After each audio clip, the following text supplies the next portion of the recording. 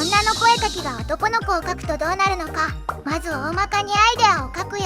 正面側だから左右対称定規使って下書き。線画はあえて定規なしで描いて自然さを出してみたよ。実は今回初めて男の子のキャラ考えたよ。